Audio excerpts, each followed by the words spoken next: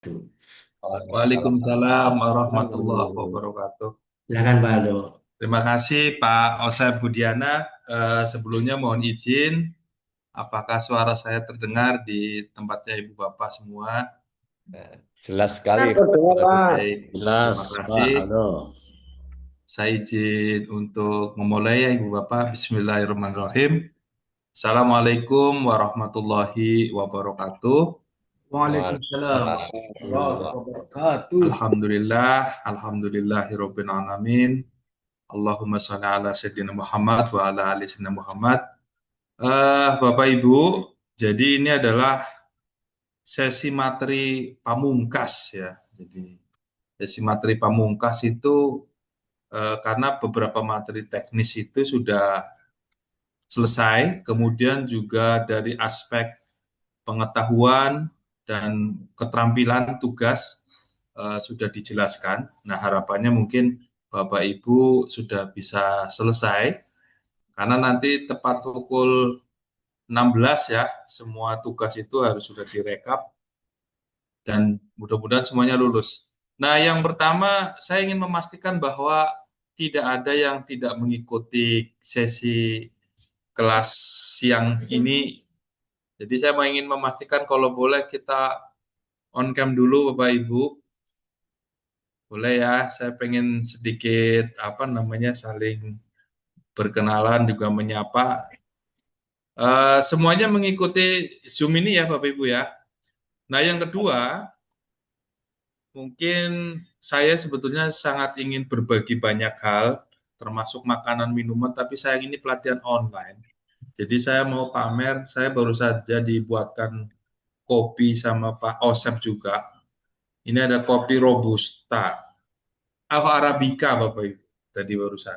Jadi saya mau pamer secangkir kopi Arabica. Mudah-mudahan dengan melihat foto kopi ini Bapak Ibu jadi nggak ngantuk ya. Jadi silakan kalau yang mau bikin kopi itu ya silakan. Nah Bapak Ibu, yang pertama saya ingin menyampaikan bahwa di sesi si halal ini adalah salah satu tugas pokok yang mungkin harus disupervisi oleh penyelia halal.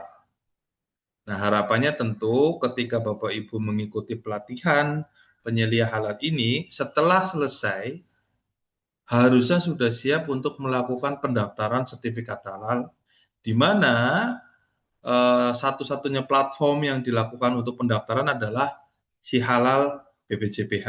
Ya. Jadi kalau nanti sampai ada yang tidak tahu Pak caranya bagaimana, ya berarti nanti ada kesalahan. Nah, yang kedua sebelumnya saya ingin mengingatkan mohon semuanya bisa absen ya. Silakan kalau yang belum absen bisa mulai absen. Baik, Ibu Bapak, saya akan segera mulai untuk apa namanya izin share screen ya. Ibu Bapak izinkan untuk layarnya apakah sudah tampil di. Sudah. Nah, yang kedua, Sudah, Pak. saya ingin memastikan apakah semuanya menggunakan laptop Iya. karena nanti kita akan praktek bersama-sama ya Bapak Ibu. Jadi saya mohon untuk semuanya bisa. Nah, izinkan mungkin saya mengulang. Perkenalkan nama saya Yan Aldo Wiliantoro. Mungkin sebagian juga sudah tahu. Di bawah ada salah satu nomor HP saya, tetapi nanti kita ada satu hotline. Nah, Bapak Ibu, izinkan saya pada sesi ini melakukan apa namanya sesi untuk pendaftaran sertifikasi halal melalui si halal. Nah kebetulan memang saya adalah direktur konsultasi di Halal Institute yang bertugas membantu ataupun memfasilitasi beberapa pelaku usaha yang dalam pengajuan sertifikat halalnya mungkin mengalami satu kendala dan sebagainya. Nah, Bapak Ibu saya izin yang pertama tentu adalah sebagai seorang penyelia halal, ada beberapa dasar hukum yang harus dipahami oleh seorang penyelia halal. Mulai dari yang paling umum tadi sudah disampaikan sebelum-belumnya, Ada namanya keputusan Kepala Badan nomor 20, kemudian nanti kita akan mengupas sedikit banyak terkait dengan KMA 748, 944, dan sebagainya. Mungkin ada yang bertanya, Pak Aldo, kenapa sih kita penyelia halal harus punya dasar hukum, harus memahami dasar hukum ini?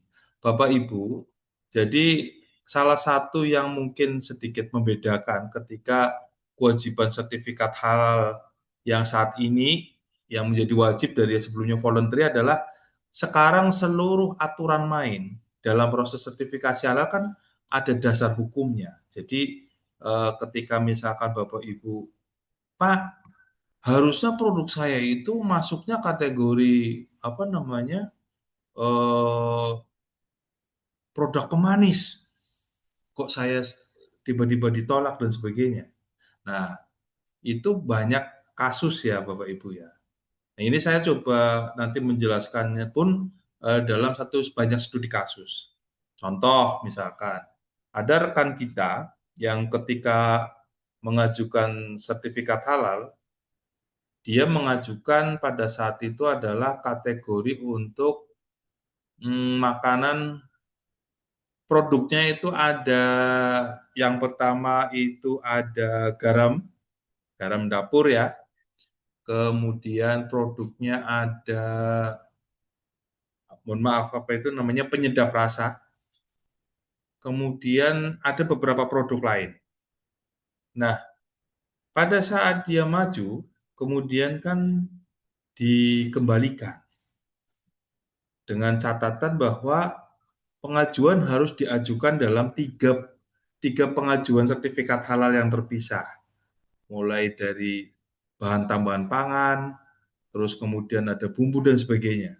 Nah, itu salah satu untuk apa namanya, misalkan kita menganggap bahwa hasil verifikasi yang dilakukan BPJPH itu dianggap kita itu tidak sesuai, maka kita harus bisa membandingkan dengan regulasi. Jadi dalam beberapa kesempatan sebelumnya, ketika mengajukan sertifikat halal kan diajukan, kemudian oleh BPJPH dikembalikan. Nah, kita nggak tahu nih dasarnya dikembalikan itu apa. Nah, terus kita mengajukan banding. Nah, salah satu dasar banding itu adalah dasar hukum ini, Bapak Ibu. Oleh karena itu, sekali lagi saya berharap bahwa teman-teman ketika mengikuti pelatihan ini tidak hanya semata-mata yang penting dapat apa namanya, sertifikat penyelia halal tanpa pernah membaca materi-materi yang ada di dalamnya. Karena nanti ini sedikit banyak akan berguna. Itu yang pertama.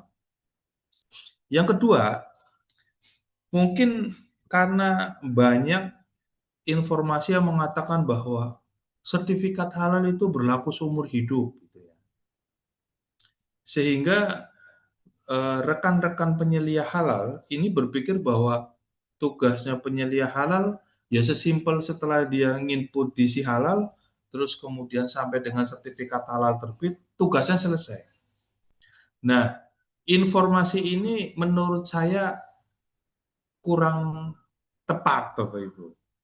Karena di dalam aturan regulasi kan sertifikat halal itu tetap berlaku sepanjang tidak ada perubahan.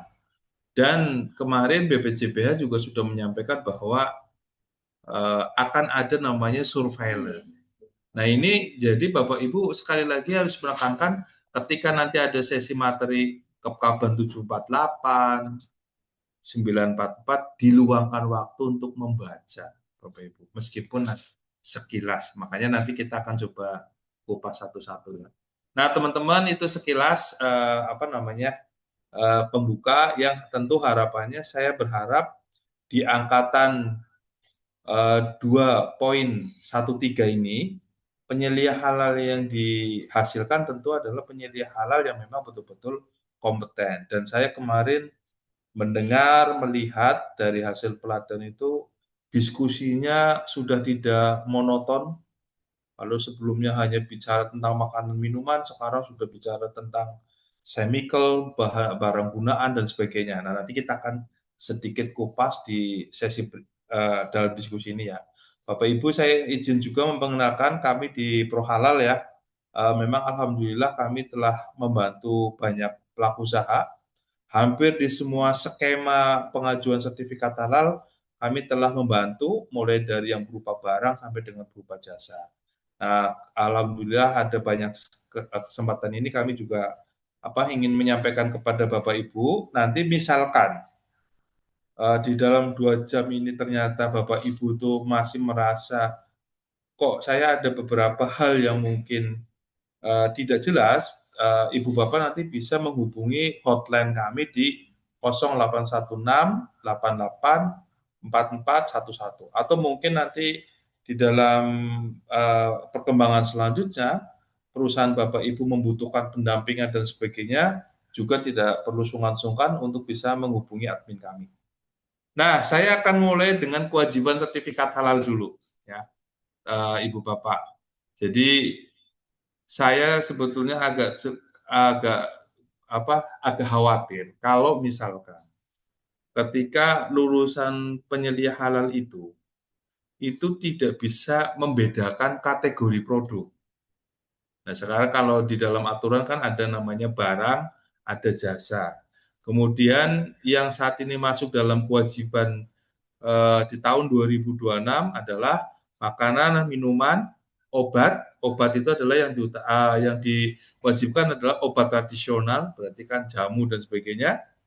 Kemudian ada kosmetik, chemical, kemudian ada barang gunaan. Kalau yang lain itu seperti alat medical equipment, kemudian obat itu mulai ada berjenjang sesuai dengan kelas A, kelas B, kelas C 2029 sampai dengan 2030. Saya akan tetap mengulang-ulang ini karena nanti ini akan ada kaitannya dengan bagaimana kita menginput data di si halal ya Bapak Ibu ya. Kemudian untuk jasa mulai dari penyembelihan, pengolahan, penyimpanan, pengemasan, pendistribusian, penjualan dan penyajian. Nah, kenapa kok saya bilang ada beberapa rekan-rekan kita penyelia halal itu ketika menginput di si halal itu banyak tertolak karena dia tidak bisa mengidentifikasi produk yang diajukan. Contohnya bagaimana?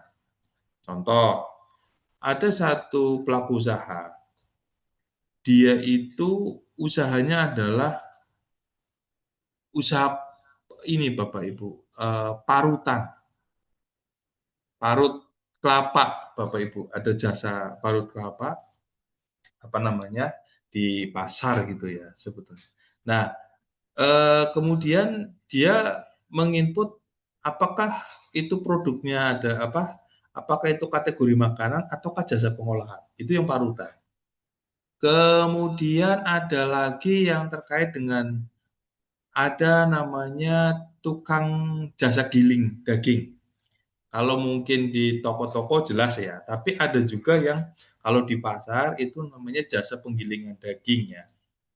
Nah, saya mau tanya ke teman-teman, kalau jasa penggilingan daging itu masuk kategori apa dalam pengajuan sertifikat yang nanti dipilih di si halal? Ada yang bisa bantu? Jasa mungkin Pak. pengolahan. Jasa apa Ibu? Jasa pengolahan. Jasa pengolahan produk halal. Jasa pengolahan produk halal. Oke. Kita naik ke case yang kedua. Ada pelaku usaha. Dia memproduksi cleaning agent berupa sabun cuci piring, kemudian yang satu adalah sabun mandi. Nah, kalau dalam kasus itu pelaku usaha ini masuk kategori apa? Ada yang bisa bantu? Barang. Barang, Pak, barang. Masuknya apa? Barang apa? Barang produk kimiawi. Barang gunaan. Kalau yang sabun cuci piring itu masuknya apa? Barang gunaan ya, cuci piring. Barang gunaan. Piring. Kalau untuk sabun mandi? Masuknya kosmetik mungkin? Kosmetik, Pak. Oke. Kita pindah ke case berikutnya ya. Ada satu pelaku usaha. Saya kebetulan juga hadir di sana ya. Dia memproduksi susu kambing etawa bubuk, Bapak Ibu. Nah, terus dia punya 2 varian. Yang satu adalah susu kambing etawa bubuk original. Sebelumnya mohon maaf, suara saya jelas apa tidak Bapak Ibu? Jelas. Jelas ya, saya takut Jelas, suara Pak. tidak jelas. Jelas Jadi yang sekali, pertama Pak. adalah susu Jelas kambing sekali. etawa bubuk original, artinya nggak ada lain-lain ya. Kemudian yang kedua adalah susu kambing etawa bubuk ginseng. Ginseng dengan logo ada obat tradisional ya, jamu ya. Kalau yang susu kambing etawa bubuk masuk kategori apa, Bapak Ibu? Barang makanan. Karena Barang rekayasa genetik. genetik. Susu bubuk loh. Barang makanan. Nah, nanti kita lihat ya. Kalau yang untuk varian ginsengnya tadi masuk apa? Bate. Barang Minuman. makanan. Obat, minuman. Minuman. Ya, ini nanti ini PR ya. Kita nanti lihat di KMA 748 bareng-bareng. Nah, Bapak Ibu, kenapa kok saya memulai beberapa studi kasus ini? Ini penting karena apa? Ada banyak pelaku usaha itu yang juga dia tidak jeli ketika mengajukan sertifikat halal. Sehingga pengajuannya itu bolak-balik ditolak. Bahkan ada yang dia sudah terbit, tapi bukan itu yang dia maksud. Contoh ya, pernah dia mengajukan sertifikat halal untuk jasa jasa pendistribusian sebetulnya. Tetapi dia salah pilih, ya intinya karena dia berpikir bahwa yang dia maksud oleh perusahaannya adalah jasa logistik, di mana dia berpikir dia sebetulnya punya ada di dalam kegiatannya itu ada gudang. Nah, ternyata sertifikat halal yang diajukan adalah jasa penyimpanan. Dia berpikir bahwa kalau jasa penyimpanan itu juga sudah termasuk pendistribusian. Padahal itu berbeda. Nah, ini pembuka dari saya, Bapak Ibu, ini harus dipelajari. Nah, kalau untuk makanan minuman, saya pikir Bapak Ibu pasti sudah cukup sering mendengar dan sebagainya sehingga nggak ada masalah. Tapi nanti ketika Bapak dan Ibu dihadapkan pada produk-produk yang bahkan, pertanyaan saya, kalau produk itu masuk dalam KMA 1360, bisa nggak diajukan sertifikat halal?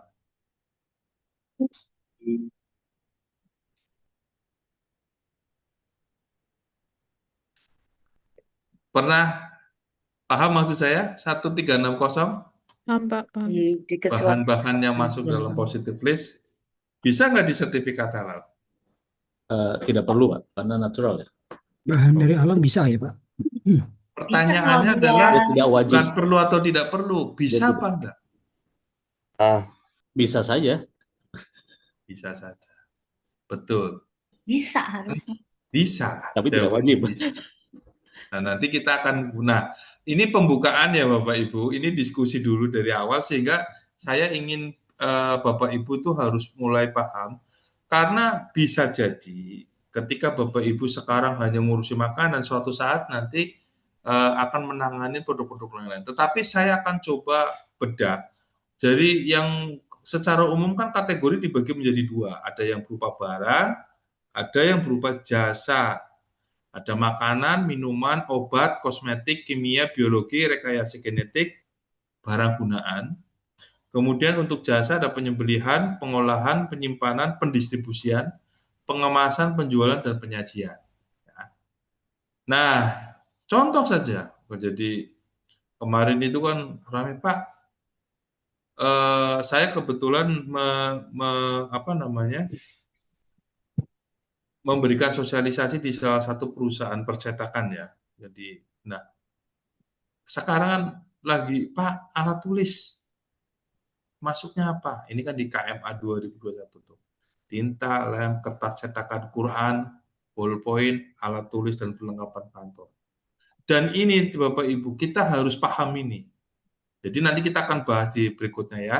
Nah, kemudian yang berikutnya, sebelum kita masuk ke alur proses si halal, saya sedikit akan coba menyampaikan bagaimana kita mengajukan sertifikat halal secara efektif dan efisien. Kenapa demikian? Karena targetnya pemerintah, BPJPH, SLE-nya itu adalah 21 hari kerja, Bapak Ibu. Nah, tapi banyak dari pelaku usaha yang bahkan ada yang memproses 2 tahun. Saya pernah waktu itu menangani salah satu rumah sakit di Tangerang ya Bapak Ibu. Dan ini adalah rumah sakit vertikal, jadi rumah sakit yang di bawah langsung kementerian. Jadi kan skala besar. Kami diundang, saya diundang untuk melakukan sosialisasi dan saya kaget ketika dia mengurus, Pak, kami sudah mengurus sertifikat halal itu 2 tahun. Enggak selesai-selesai, Pak. Kami bingung harus dan sebagainya. Saya cukup kaget karena kenapa 2 tahun? Padahal SLE-nya 21 hari kerja ya. Nah, sehingga saya izinkan saya coba merangkum sedikit terkait dengan alur proses, Bapak Ibu. Ini saya akan coba bedah sedikit lama, yang penting Bapak Ibu jadi paham. Yang pertama adalah Bapak Ibu nanti akan mengajukan registrasi atau mengupload data ya, dokumen.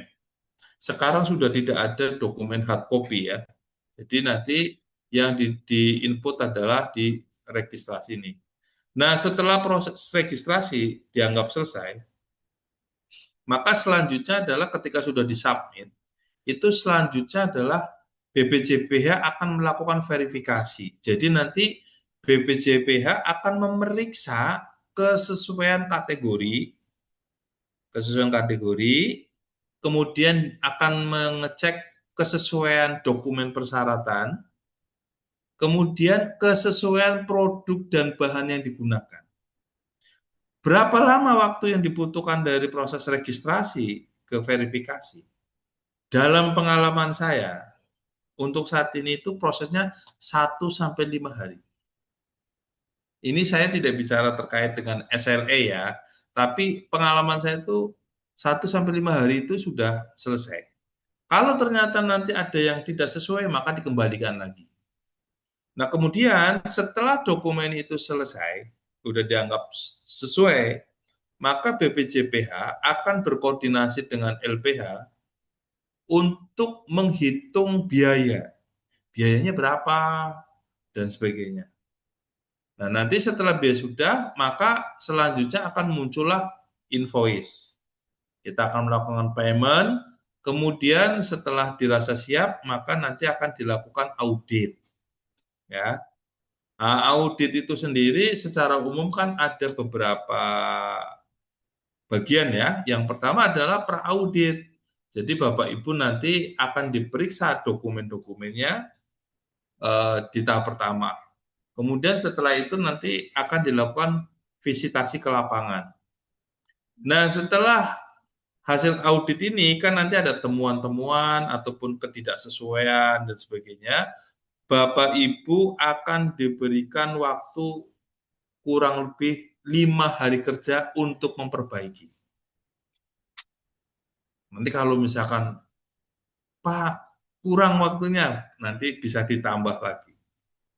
Nah, setelah selesai, hasil temuan-temuan itu selesai, selanjutnya akan masuk ke dalam sidang fatwa. Sidang fatwa itu ada 2, Bapak Ibu. Ada yang dilakukan oleh komisi fatwa, tetapi ada juga yang dilakukan oleh komite halal, komite produk halal, BPJPH ya. Nah, setelah proses sidang fatwa ini selesai, maka terbitlah sertifikat halal.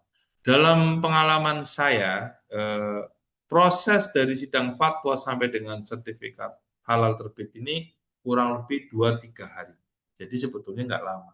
Makanya saya bingung juga, kenapa kok ada orang yang sampai 2 tahun nggak selesai-selesai ini, dikerjakan apa tidak itu ya. Jadi pertanyaannya begitu nih Bapak Ibu. Baik, kita akan masuk yang berikutnya. Jadi izinkan saya pada kesempatan pada kesempatan siang ini saya akan memulai dengan satu tagline bahwa si halal itu mudah gitu ya. Nah, jadi parameternya gampang. Kalau nanti setelah saya menjelaskan materi si halal ini ternyata Bapak Ibu masih berpikir, Pak Aldo, ternyata si halal itu sulit. Berarti saya gagal menyampaikan materi ini. Tetapi kalau ternyata Bapak Ibu, oh ternyata si halal itu mudah, berarti saya cukup berhasil. Nah, oleh karena itu nanti saya akan mencoba merangkum dengan waktu yang mungkin tidak banyak, bagaimana mengajukan sertifikasi halal melalui sesi halal secara cepat dan efisien. Jadi, nah, saya akan coba itu. Kemudian yang berikutnya, biar Bapak Ibu nanti juga nggak bingung juga ke depan, karena masih banyak pelaku usaha yang, Pak Aldo, saya kok sertifikat halalnya nggak dikirim-kirim? Ya nggak akan dikirim, karena berbentuknya digital. Nah, ketika nanti sertifikat halal sudah terbit, maka ada beberapa hal yang Bapak Ibu harus pahami. Sebelum terbit, ada baiknya Bapak Ibu meminta draft sertifikat halal. Karena melalui draft ini nanti Bapak Ibu akan memeriksa apakah sertifikat halal itu telah sesuai atau tidak. Karena banyak case di mana sertifikat halalnya sudah terbit, tapi banyak yang salah. Nah, maka ada beberapa hal yang harus diperhatikan. Yang pertama, sertifikat halal itu berlogo burung Garuda. Ada nomor ID-nya, kemudian ada nomor ketetapan halal yang dilakukan oleh apakah itu Komisi Fatwa MUI ataupun komite. Dan nanti ada nomornya, Bapak Ibu, ini nomor. Nah, di dalam beberapa case ada yang tidak ada nomornya, sehingga ini diragukan, ini melalui sidang fatwa atau tidak. Kemudian yang berikutnya adalah ada jenis produk. Jadi apakah ini masuk kategori jasa apa dan sebagainya. Kemudian ada nama produk, ada nama pelaku usaha, sama lokasi. Kalau jumlahnya banyak, maka terlampir. Nah, Ibu Bapak juga harus bisa membedakan apakah yang dimaksud dengan pabrik atau apakah yang dimaksud dengan outlet. Ya, nanti kita akan bahas. Nah, yang berikutnya adalah tanggal terbit, ya, bukan tanggal ini. Nah, kemudian yang berikutnya adalah Bapak Ibu betul-betul harus melihat betul secara jeli pada KMA 748 ataupun KMA 944. Oke, ini boleh dicatat Bapak Ibu sebelum kita praktek ya. Jadi selain didengarkan, saya minta Bapak Ibu mencatat. Karena ini adalah hasil review saya dari, kan kita sudah meluluskan hampir 7.000 ya Bapak Ibu ya. Jadi hafal betul nih.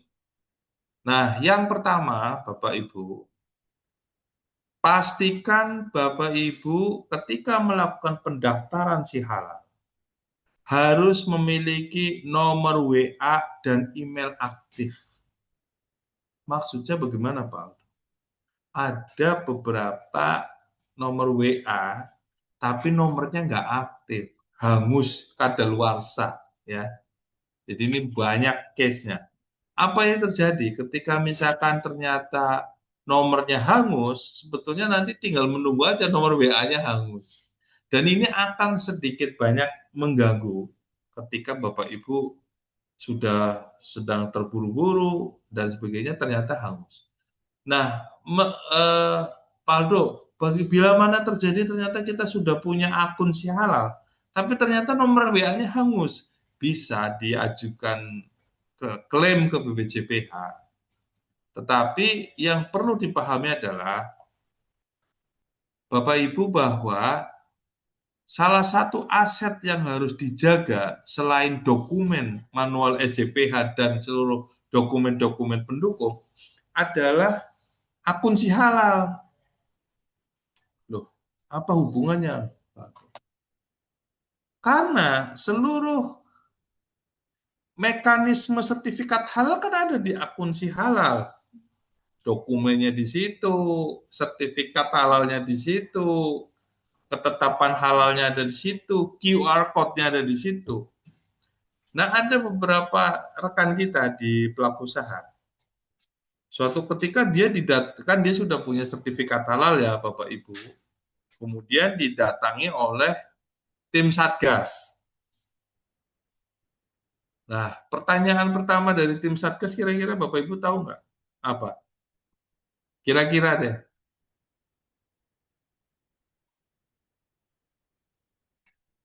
Pernah nebak nggak kalau Bapak Ibu kantornya didatengin BPJPH gitu? Maka pertanyaan pertama adalah, ada nggak dokumen manual SCPH-nya dan dokumen-dokumennya? Pak, mohon maaf, dokumennya lupa naruhnya di mana, gitu kan? Apakah ada seperti itu? Banyak, teman-teman. Banyak. Kelupaan naruh di mana. Oh Pak, harusnya kemarin yang nyimpen adalah dari divisi ini. Nah, setelah tanya ke divisi ini, dia kelupaan naruh di mana. Maka pertanyaan kedua adalah, Pak, kalau begitu coba tunjukkan akun si halalnya. Karena di akun si halal itu kan berarti ada manual SCPH dan sebagainya kan yang bisa di-download. Tapi apa yang terjadi? Pak, email saya lupa, Pak. Gitu. Pak, ternyata yang dulu pegang email sudah berpindah posisi, Pak. Sudah resign, Pak, dan sebagainya. Atau dengan kata lain, kesimpulannya adalah perusahaan itu tidak memelihara komitmen untuk menjaga standar halal karena dokumennya aja nggak ada. Apakah itu dokumen fisik ataupun dokumen. Oleh karena itu, dari awal pada saat pertama Bapak Ibu harus pastikan bahwa nomor WA dan emailnya terjaga. Yang kedua, pastikan NIB itu berbasis resiko.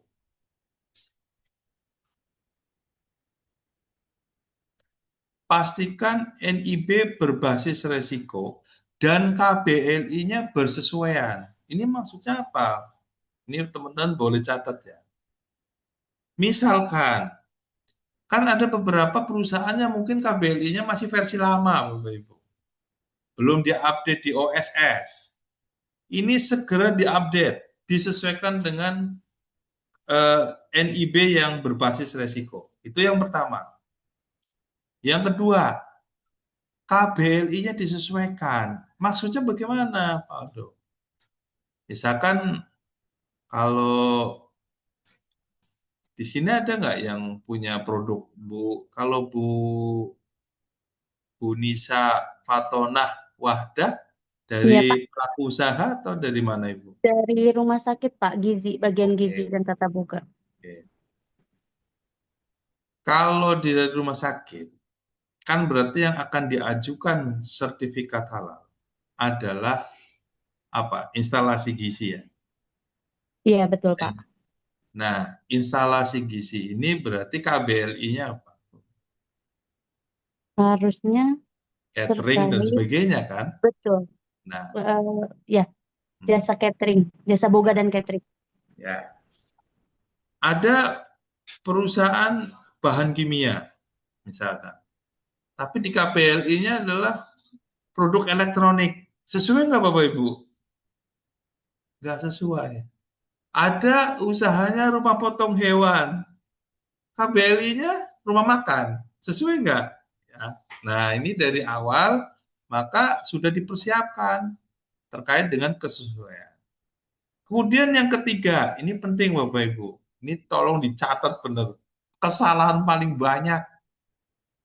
Pastikan alamat kegiatan produksi itu sesuai antara yang ada di kondisi nyata sama yang di NIB. Kenapa? Karena si halal itu datanya mengambilnya juga dari NIB. Nah, sehingga ketika ada perbedaan lokasi, itu nanti akan merepotkan di kedepannya. Nah, yang berikutnya, ini tips ya. Bapak Ibu seringnya kan membuat akun si halal dulu. Terus kemudian menyicil, ya. Menyicil kan berarti input satu, input bahan satu istirahat, input bahan dua istirahat. Nah, ini ya jadinya 2 tahun itu. Jadi tips dari saya adalah Bapak Ibu harus bisa menyusun daftar kebutuhan dokumen dahulu, baru diupload atau diinput. Mungkin Anda yang bertanya, Aldo, untuk membuat SJPH kan tidak perlu manual, bisa hanya melalui si halal, kemudian nanti bisa di-generate by system. Ada yang menanyakan begitu nggak kira-kira teman-teman? Sampai sini nangkap nggak maksudnya? Kan sekarang di si halal itu bisa menginput kemudian secara otomatis tergenerate manual SJPH. Nah, sehingga teman-teman berpikir, Pak Aldo, terus ngapain kita harus berlatih menyusun LK1, LK2, LK3, LK4, betul nggak? Sampai dengan LK berapa itu? 6 ya? Padahal secara sistem sudah bisa kita otomatis. Nah, jadi begini Bapak Ibu, dokumen yang di-generate by sistem di si halal itu, ini pendapat saya ya, jadi itu menurut saya ada beberapa hal yang tidak relevan dengan beberapa kategori bisnis. Mungkin itu cocok kalau misalkan dikerjakan untuk self declare. Tetapi ketika itu dibuat untuk membuat dokumen pelaku usaha reguler yang proses bisnisnya itu lebih kompleks, nggak pas jadinya. Karena apa? Di dalam manual SJPH sendiri kan sebetulnya adalah satu dokumen yang dia itu dirancang, di set up untuk menjadi guidance acuan. Nah, padahal kalau di dalam sisi SJPH sendiri itu kan template jadi. Sehingga beberapa klausula itu kadang-kadang tidak relevan bahkan. Manual SJPH itu ternyata dibuat untuk rumah potong unggas, rumah potong hewan. Cocok nggak kira-kira? Pertanyaan saya. Padahal kalau di rumah potong unggas, rumah potong hewan, itu kan ada namanya Kepkaban nomor 77. Keputusan Kepala Badan nomor 77 yang mengatur panduan penyusunan manual SJPH untuk usaha rumah potong. Di situ ada namanya antemortem, ada namanya postmortem. Ada nggak di dalam si halal sekarang? Nggak ada. Sehingga dokumen yang tergenerate itu tidak kurang pas gitu ya. Nah, oleh karena itu Bapak Ibu di dalam pelatihan kali ini Bapak Ibu kan diminta untuk membuat LK1, LK2, LK3, LK4 secara manual. Karena itu disesuaikan dengan proses bisnis dari usahanya masing-masing. Jadi nggak bisa disamakan antara proses bisnisnya Pak Ihsan disamakan dengan Ibu Nisa. Usaha cateringnya rumah sakit disamakan dengan rumah potong hewan. Nggak bisa. Meskipun 5 kriterianya sama, tetapi proses bisnisnya jadi mungkin berbeda. Ya. Nah, jadi ini kemudian yang berikutnya adalah Bapak Ibu, setelah dokumen-dokumen itu siap, disiapkan dalam bentuk format soft copy. Ya. Nah, ini tapi juga nggak boleh ngasal. Jadi apa namanya, karena dianggap ngasal, tanda tangannya pakai urek-urek gitu kan nggak boleh juga ya. Jadi itu harus adalah dokumen yang terjaga. Nah, itu beberapa hal yang mungkin pada kesempatan ini saya ingin Bapak Ibu menjaga ya. Nah, kemudian kesalahan-kesalahan yang paling sering Bapak Ibu. Saya melihat banyak dari teman-teman kita penyelia itu tidak memonitor proses verifikasi. Karena merasa bahwa dia itu sudah submit, kemudian ditinggalin aja. Ternyata dia baru tahu bahwa ternyata itu sudah ditolak sama BPJPH. Harusnya kan, oh dicek gitu ya, dan sebagainya. Kemudian kesalahan yang berikutnya lagi adalah lupa membayar apa Bapak Ibu? Lupa membayar tagihan. Emang ada Pak Aldo? Banyak. Nah, padahal invoice itu kan ada masanya. Jadi ketika Bapak Ibu nggak melakukan pembayaran, hangus. Jadi opsinya bisa mengajukan invoice lagi, tapi bisa jadi mengulang. Nah, ini jangan sampai juga terjadi. Nah, ini ada beberapa dokumen-dokumen yang nanti kita harus disiapkan dari awal. Yang pertama adalah surat permohonan untuk yang dalam negeri, kemudian ada formulir, ada aspek, dan sebagainya.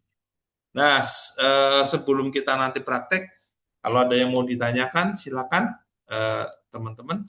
Izin Pak, mau bertanya. Ya. Pak, jadi kan tadi Bapak menjelaskan terkait NIB ya Pak. Jadi NIB kami itu kan pakai NIB-nya rumah sakit. KBLI-nya itu nomor 86103 terkait klasifikasi baku lapangan usaha Indonesia untuk aktivitas rumah sakit swasta. Nah, saya kan ini di bagian gizi dan tata boga Pak. KBLI-nya nanti kan kalau misalkan baru, apakah NIB-nya berarti harus terpisah atau bagaimana Pak? Terima kasih. Kalau yang Ibu, suara saya terdengar tidak Ibu? Terdengar Pak. Oke. Jadi saya belum cek ya tadi Ibu KBLI-nya apa ya. Tapi intinya adalah sebetulnya kan Ibu adalah penyediaan makanan kan atau catering Betul. yang ditunjukkan untuk rumah pasien ataupun rumah umum. Nah, nanti KBLI-nya adalah beberapa aktivitas yang terkait dengan itu. Contoh, misalkan kan ada hotel. Hotel itu kan KBLI-nya kan juga banyak ya. Dia punya kafetaria, punya rumah makan, punya aktivitas-aktivitas yang lain. Nah, salah satu KBLI-nya yang sesuai Ibu. Beberapa KBLI yang memang bersesuaian untuk kegiatan penyediaan makanan minuman. Untuk ya aktivitas ya seperti mungkin catering ataupun sejenisnya lah ya. Begitu Ibu. Tapi tadi Ibu kategorinya apa Bu? Saya lupa dengernya. Apa KBLI-nya ya Pak? Iya. KBLI-nya nomor 86103 terkait aktivitas rumah sakit swasta. Aktivitas rumah sakit. Jadi Sepertinya harus itu pakai NIB rumah sakit gitu Pak, pakai NIB iya. rumah sakit. Dulu masih memungkinkan sih Ibu, tapi kalau sekarang itu akan dicek betul kesesuaiannya. Tapi nanti kita langsung praktek saja ya sehingga nanti bisa ketahuan ya. Oh iya, baik Pak. Oke. Terima kasih. Bapak Ibu, nanti sebelum kita sebelum kita mulai, saya juga akan coba menjelaskan beberapa hal ya. Jadi nanti biar Bapak Ibu tuh punya gambaran juga. Nah, karena kenapa saya tidak terlalu menekankan praktek si halalnya di sini, lebih pada saya ingin Bapak Ibu tuh paham prosesnya, karena ini di pelatihan reguler itu Bapak Ibu tidak sampai pada harus membuat akun si halal sih. Tetapi poinnya adalah Bapak Ibu bisa memahami bagaimana alur proses kita mempersiapkan pendaftaran melalui si halal.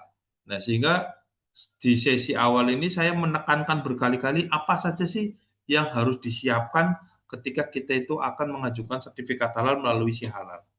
Nah, saya juga coba izin ya, saya akan tambahkan beberapa hal sekaligus juga refreshment atas materi-materi sebelumnya.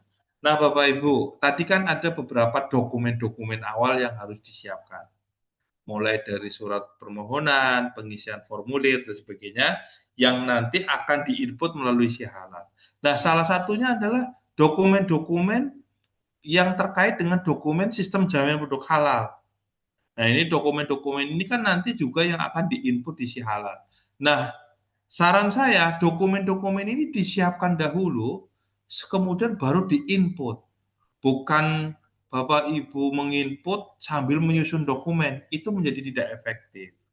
Jadi saran saya Bapak Ibu mempersiapkan dokumen dulu, kemudian baru di-input. Nah, ada beberapa hal yang kita harus siapkan sama, yaitu 5 kriteria. Masih ingat kan Bapak Ibu? Bapak udah lupa nih. Kayaknya udah lupa ini ya, Bapak Ibu ya. Masih ingat kan ya? Nah, ini kalau yang uji kompetensi. Masih. Oke, kita ulangi lagi ya. Jadi nanti ada namanya komitmen dan tanggung jawab. Ya. Komitmen dan tanggung jawab berarti kan ada 3 subkriteria. Ada kebijakan halal, ada tanggung jawab, kemudian ada pembinaan sumber daya manusia. Kalau kebijakan halal apa sih Pak Aldo yang disiapkan? Masih ingat kan ya Bapak Ibu ya? Ini harusnya masih ingat ya. Jadi ada di situ ada poster, ada kebijakan halal, ada poster halal-halal. Ini nanti akan tergenerate by system juga. Kemudian tanggung jawab pelaku usaha apa yang disiapkan? Ya, yang pertama adalah penunjukan tim manajemen halal. Nah, yang kedua adalah ada nanti sosialisasi dan penyelia halal ya, Bapak Ibu ya. Nah, berikutnya ada SDM, sini ada menunjuk penyelia halal, kemudian ada pelatihan SDM internal. Nah, penyelia halal sendiri ada beberapa dokumen yang harus disiapkan dari awal. Yang pertama adalah KTP, kurikulum vitae, surat penunjukan penyelia halal, dan sertifikat pelatihan. Termasuk kalau untuk skala usaha menengah besar, maka sertifikat pelatihan ini tidak cukup. Dia harus ada sertifikat kompetensi. Ya. Tapi untuk pelaku usaha yang skala menengah besar. Nah, kemudian kalau SDM internal, apa materinya nanti kita lihat salinan materi pelatihan, dokumentasi, dan sebagainya. Itu untuk kriteria pertama. Oh, Pak Aldo, berarti kita harus menyiapkan ini dulu. Betul, Bapak Ibu. Bukan terus nginputin satu-satu di sial, kita persiapkan dulu, baru nanti kita input di si halal. Nah, yang berikutnya masuk ke kriteria kedua. Oh, ini Bapak Ibu udah jago ya, kalau yang terkait dengan bahan ya. Apa yang dimaksud dengan bahan? Ini banyak banget ya. Jadi bahan itu kan kita bagi, ada yang pertama adalah kategori bahan. Masih ingat nggak kategori bahan yang di-input di si halal itu ada berapa? Ini kayaknya lupa-lupa ingat nih. Ada 3. Apa aja? Bahan utama, bahan Kritis, penolong, sangat clean kritis, agent. tidak kritis. Oke. Betul, ada kritis, sangat kritis, tidak kritis. Tapi pertanyaan saya adalah bahan yang di-input di si halal itu kategorinya apa? Bukan itu. Ada yang bisa bantu? Bahan baku, bahan penolong, bahan pencuci, kemasan. Oke. Bahan baku, bahan penolong, berarti ada 4. Padahal pertanyaannya ada 3. Nah, 3. Bahan, apa aja ya? bahan cleaning Bahan agent, baku, kemasan. tambahan, dan penolong. Bahan baku, bahan apa Bu? Bahan tambahan. Kurang tepat. Ini Bahan kan saya kemasan cleaning agent. halal. Bahan kemasan cleaning agent. Nah, ini dia. Ketika kita akan menginput, jadi dari sekian banyak kategori bahan, maka bahan itu dibagi menjadi 3. 3 bagian yang harus diinput di si halal. Kalau tadi Bapak Ibu bilang ada bahan tambahan, bahan penolong, bahan baku, berarti yang namanya bahan baku. Nah, kemudian kan ada bahan penolong ya, mungkin ada, dan dulu kan, nah sekarang yang diinput adalah bahan baku, cleaning agent atau bahan sabun, pencuci, kemudian kemasan. Jadi semua bahan yang kita gunakan itu mewakili 3 kategori ini. Tapi jangan sampai kebablasan ya Bapak Ibu. Saya agak sedih juga nih. Kemarin ada peserta yang pada saat uji kompetensi, Bapak usahanya apa? Saya jasa pendistribusian Pak. Bahan yang diinput apa? Kendaraan truk, Pak. Waduh, ini asesornya pegang kepala, Bapak Ibu. Langsung tanya, ini fasilitatornya siapa? Aldo. Waduh, ini saya dipanggil. Kamu ngajarinya bagaimana? Itu truk kendaraan diinput sebagai bahan. Nah, mudah-mudahan di angkatan 2.13 nggak ada ya Bapak Ibu ya. Ini bahaya juga nih. Kalau misalkan truk itu dimasukkan, bisa-bisa lama-lama eskavatornya sekalian tuh. Agak repot juga ya. Jadi bahan coba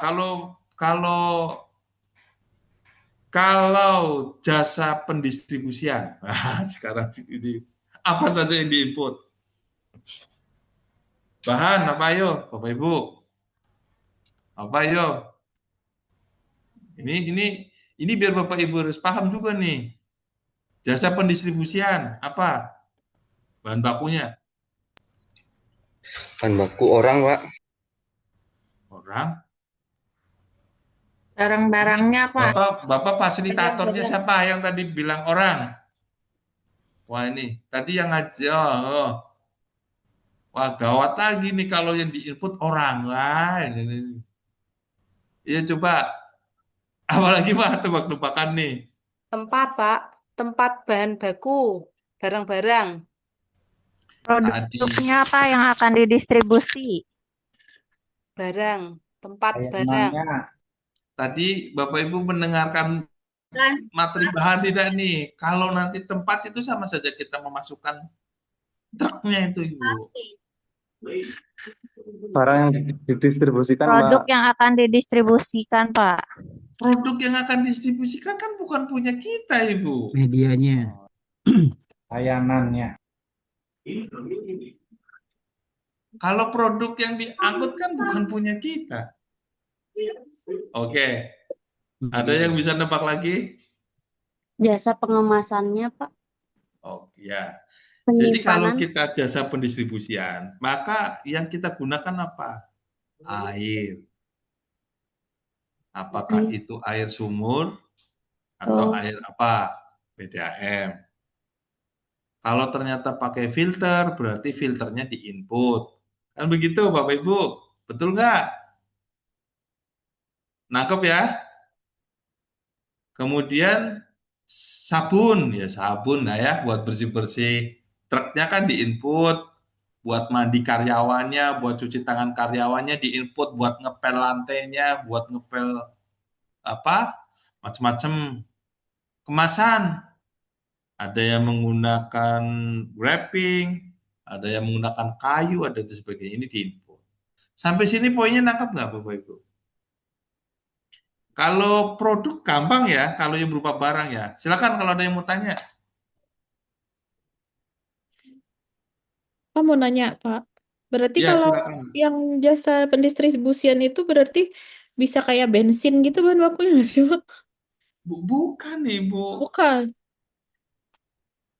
Jadi yang diinput di situ kan adalah bahan yang aktivitas, dan di situ kan yang digunakan untuk aktivitas proses produksi kan berarti menggunakan air untuk mencuci kendaraan. Kalau bensin kan tidak.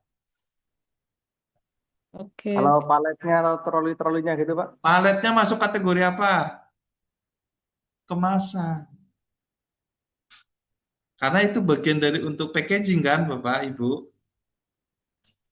Kalau yang kayak freezer gitu, Pak? Freezer. Itu berarti untuk tempat pengangkutannya bisa. Freezernya dalam bentuk seperti apa? Boxnya ya? Iya, benar, Pak.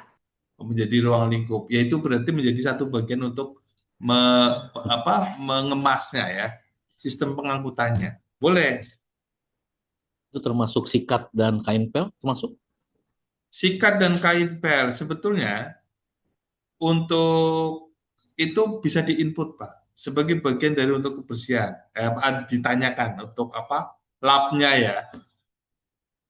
Tetapi bukan tadi apa yang namanya produk yang dari dari yang diangkut ya tidak. Nah kalau yang diangkut berupa helikopter, gimana Bapak Ibu? Apa ya helikopternya diinput?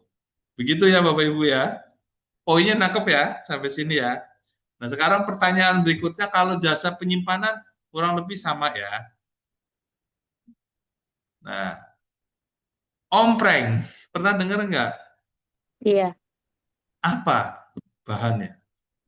Yang kemarin rame di China. Dengar nggak Rak, kemarin ombreng? Stainless. raknya apa? Rak.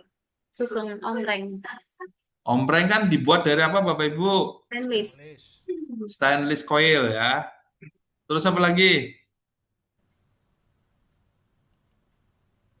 Nah, Coating agent, kemarin Pak. itu setelah Coating agent. dicek, ya silakan.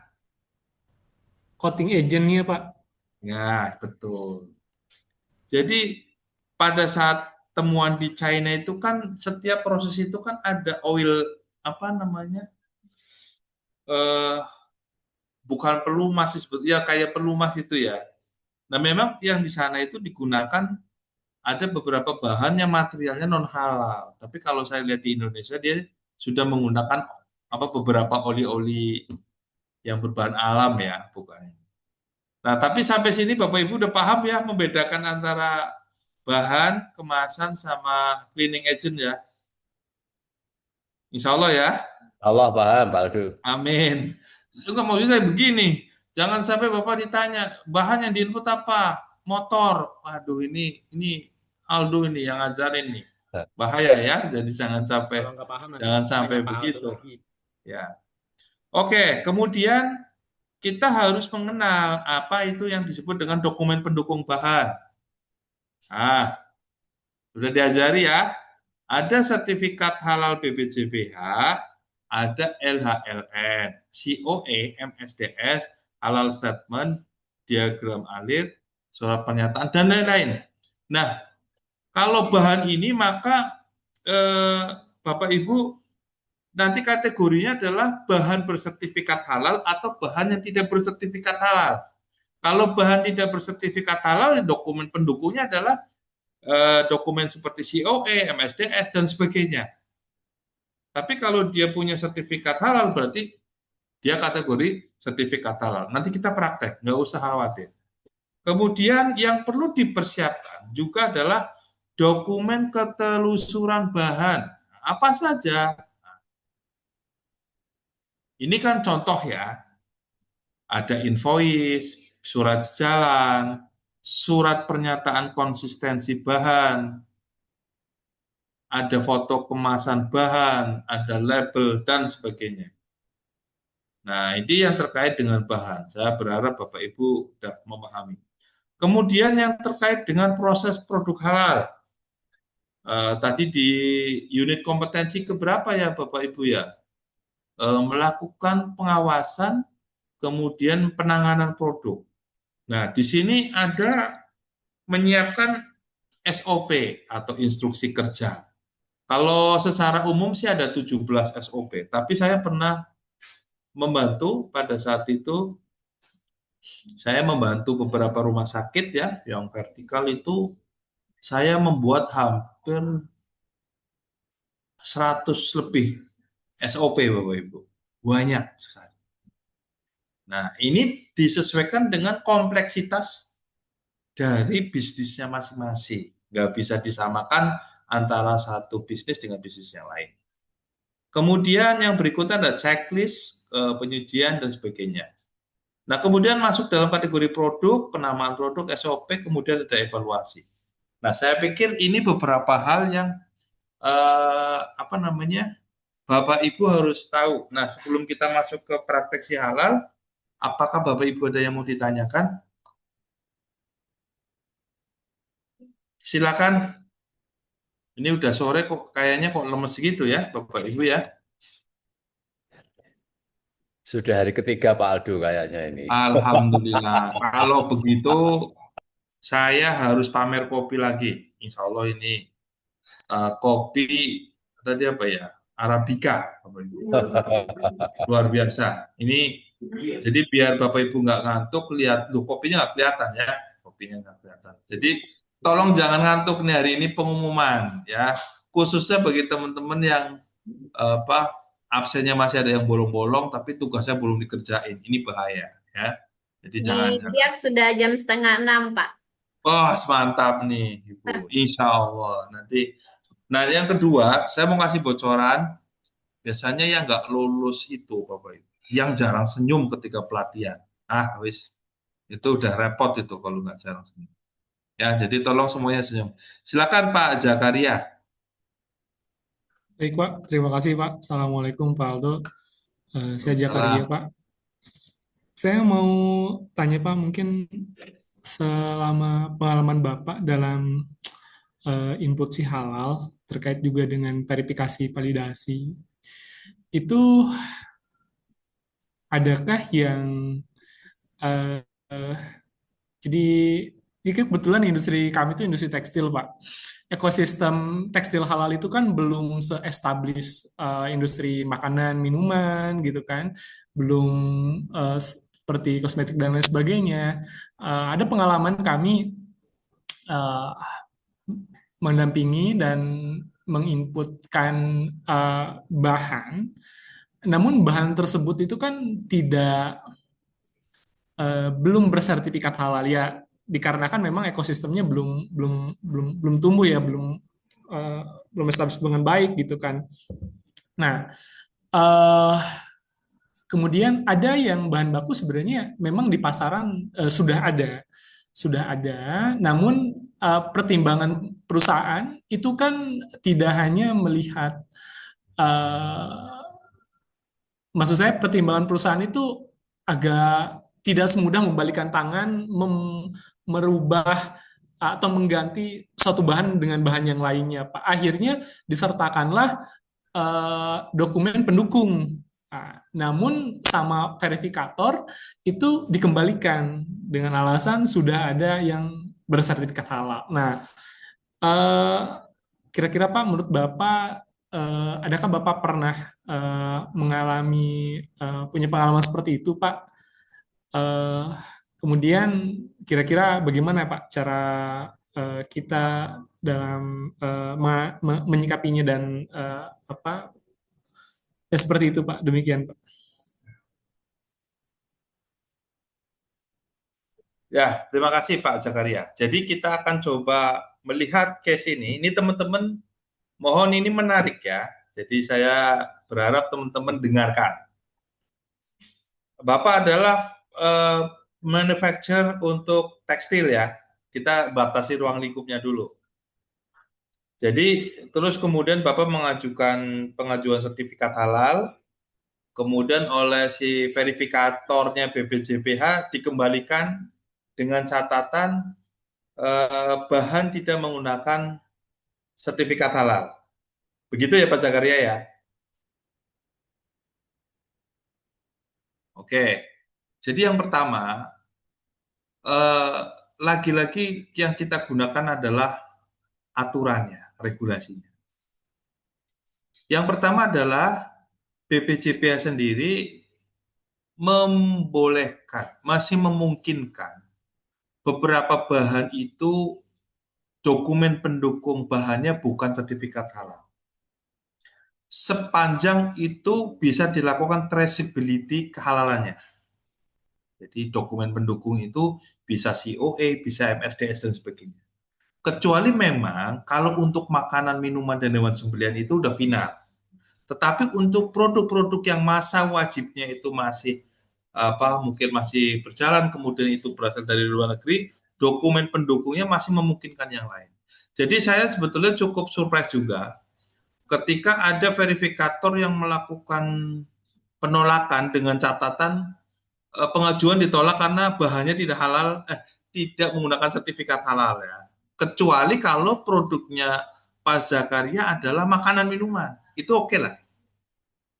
Tetapi kalau produknya Bapak dan Ibu itu bukan itu, ataupun yang masa wajibnya masih berproses, maka dokumen pendukungnya masih memungkinkan. Tetapi saya tertarik dengan apa yang dialami oleh Mas Zakaria. Nanti saya boleh dikirimkan capture-nya ya Mas. Saya penasaran juga tuh. Kenapa kok bisa dilakukan penolakan seperti itu? Terus yang kedua, Bapak Ibu, bahwa dokumen pendukung bahan itu kan prinsipnya adalah kita memastikan bahwa bahan yang digunakan itu adalah halal dan tidak ada kontaminasi. Maka nanti bisa di tracing. Apa sih Kenapa sih kok menggunakan COE ataupun mungkin MSDS ataupun SDS ataupun mungkin ada beberapa yang menggunakan istilah-istilah yang lain. Tetapi prinsip utamanya adalah apa sih penyusun dari bahan tersebut? Nanti kan akan dicek satu persatu. Kemudian nanti biasanya akan diminta oleh auditor adalah diagram alirnya. Ketika misalkan ada beberapa bahan-bahan yang diindikasikan bisa berasal dari unsur hewan ataupun dia bisa menimbulkan kontaminasi. Nanti ada dokumen lain. Tetapi memang tidak sampai pada satu titik BPJB itu sampai menolak karena dokumen pendukungnya itu bukan dari sertifikat halal. Biasanya yang melakukan analisa lebih lanjut apakah itu diterima atau tidak adalah auditor halal, bukan si verifikator. Kurang lebih begitu, Pak. Ada tanggapan nggak, Pak? Oke, silakan Pak Ahmad Sakir. Pak. Iya. Ya, baik Pak. Terima kasih. Oh, Mohon maaf sebelumnya. Pak, mau tanya. Saya jadi kan baru hari ini dapat link bahwa KBL itu ada sedikit perubahan gitu ya. Ada update terbaru 2025. Nah, kita sebagai penyelia halal di sebuah perusahaan, misalkan ya KBLI-nya yang pertama berapa gitu ya. Kemudian ternyata di updatean KBLI yang sekarang ini ternyata nggak ada. Sudah hilang, nggak ada. Itu kita sebagai penyelia harus mengupdate KBLI-nya dan bagaimana dengan sertifikasi halalnya. Seperti itu. Salah satunya kebetulan saya adalah P3H self declare. Nah, yang sekarang ini itu KBLI 56103 itu tidak ada gitu Pak. Adanya 56102. Apakah ketika sertifikat halalnya itu sudah keluar, kita merubah lagi KBLI-nya atau bagaimana Pak? Baik, terima kasih Pak. Ya. Baik. Nanti saya akan kembali ke Pak Zakaria ya, sepertinya tadi mau mengkonfirmasi. Tapi saya akan jawab dulu Pak Ahmad Sakir. Memang kemarin barusan ada peraturan ya, OSS-nya kan diupdate, ada penyesuaian KBLI. Bapak Ibu, sertifikat halal itu bisa dilakukan pengginian. Tapi memang sepanjang tidak ada perubahan terkait dengan proses produk halalnya ya. Nah, kemudian KBLI-nya antara ya memang kan acuannya adalah di OSS dan ketika itu berubah, maka mau tidak mau DC halal akan mengikuti Pak, akan otomatis mengikuti. Nah terus tapi kan tidak saklek ya, artinya opsi beberapa KBLI kan banyak yang masih relevan, artinya ketika ada dua terus satu hilang terus dianggap satu itu masih relevan, itu nggak ada masalah Pak. Nah kemudian di dalam KBLI sendiri itu juga tidak muncul di dalam sertifikat halal ya, tetapi di si halal itu ada. Nah, saya pikir kalau misalkan itu ada penyesuaian KBLI sepanjang itu tidak berbeda jauh ataupun masih ada sangkut pautnya, tidak ada perubahan apa-apa, nggak ada masalah Pak. Cuma memang kemarin yang menjadi PR kan OSS sekarang itu lebih menantang. Jadi lebih menantang itu prosesnya jadi lebih makan waktu juga ya Pak. Kemudian tetapi Bapak Ibu jangan merasa sulit karena nanti tinggal kira-kira mana yang paling relevan dari KBLI itu. Nggak harus sama plug Pak. Gitu. Jadi begitu Pak Ahmad Sakir. Oke, baik ya. Silakan Pak Zakaria. Iya baik Pak, terima kasih Pak. Memang kami pun demikian ya, sepakat dengan Bapak yang sampaikan selama itu ada gitu. Tapi kami pernah Pak, ditolak gitu kan. Untuk khususnya nanti akan coba saya cari Pak. Kemudian ya ini sedikit sharing kalau ini kami alami dalam dua bulan ke belakang lah. Tapi kami pun juga pernah mengalami 1 tahun ke belakang itu pengajuan kami ditolak karena tidak ada dengan alasan tidak ada unsur hewan. Oke. Iya, namun pada akhirnya bisa Produknya apa, Pak? produk passion, Pak. Passion. Jadi Oke. dihilir sekali. Ya, tahu saya Dihilir pernah. sekali. Oke. Oke, terkait dengan, jadi pertama adalah Bapak Ibu, BPJPH sendiri kan saat ini berkembang ya. Produk yang diajukan dalam sertifikat halal itu dinamis sekali. Dulu KMA 1360 nggak bisa diajukan sertifikat halal, tertolak oleh sistem. Sekarang diterima. Nah, kemudian banyak pertanyaan, Pak Aldo, kita itu barang gunaan, tertolak karena dianggap tidak mengandung unsur hewan dan sebagainya. Padahal untuk bisa menentukan unsur hewan dan sebagainya, kenapa kok tidak diajukan uji aja sekalian, kan begitu ya.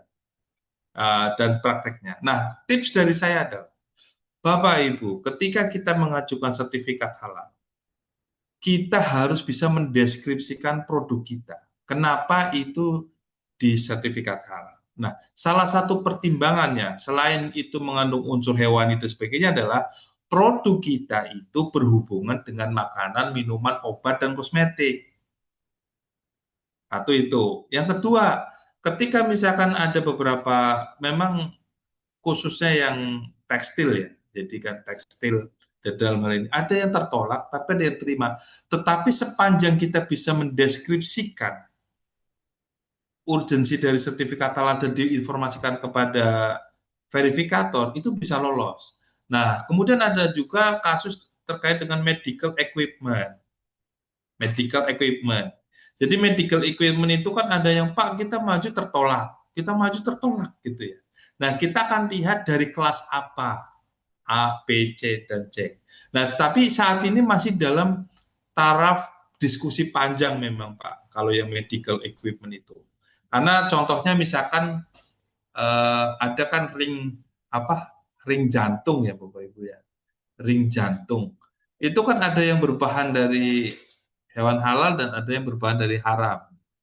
Nah, sedangkan kita dari hasil diskusi itu kan ada ring jantung itu yang, mohon maaf, secara harga itu kalau yang dari babi itu jauh sangat lebih murah. Nah, ada banyak aspek, tetapi itu yang kenapa kok masa kewajibannya itu sampai dengan 2000 berapa itu Bapak Ibu? 2034. Nah, tetapi prinsipnya adalah kalau kita bisa menjelaskan, mendeskripsikan atas kenapa kita harus sertifikat halal, itu akan diterima. Artinya saya pikir BPJPH juga kan sudah ada aturannya juga ya di situ. Akan jadi tim verifikator itu akan bisa menerimanya. Saya sendiri pernah 4 kali mempunyai pengalaman 4 kali pengajuan tertolak, tapi di pengajuan kelima diterima. Nah, itu teman-teman tentu ini dinamika yang memang harus kita pahami juga, karena saya juga melihat BPJPH juga dalam menentukan ini tidak asal ya, karena juga khawatir ketika misalkan dia salah dalam melakukan verifikasi, bisa-bisa nanti semuanya terbawa masuk dalam wajib. Karena contohnya kan begini Bapak Ibu, Anda bayangkan kalau misalkan ada satu kendaraan yang tiba-tiba dia diajukan sertifikat halal karena joknya lah, misalkan joknya itu, misalkan Bapak Ibu ada membuat kendaraan truk di mana joknya itu menjadi dari kulit hewan misalkan. Nah, ketika ini diajukan dan sebagainya, kan tentu BPJPH kan juga menganalisa industrinya.